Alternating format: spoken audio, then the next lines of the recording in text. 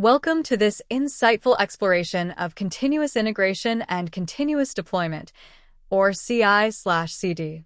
In today's fast-paced software development landscape, automation is the key to delivering high-quality, reliable software efficiently. A CI/CD pipeline automates the process of building, testing, and deploying code, significantly reducing human error while ensuring a seamless workflow. By integrating DevOps principles, CI/CD fosters collaboration between development and operations teams, enabling faster and more secure software releases.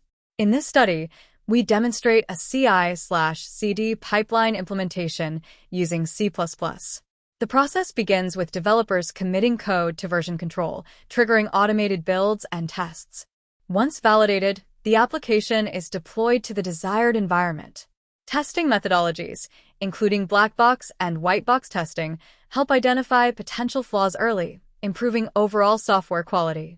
Our findings highlight areas for improvement, such as enhanced error handling and input validation. Looking ahead, the goal is to further refine CI/CD workflows, reducing manual intervention and boosting deployment efficiency. By embracing automation and continuous improvement, organizations can achieve faster, more reliable software delivery. CI/CD is not just a process, it's the future of software development.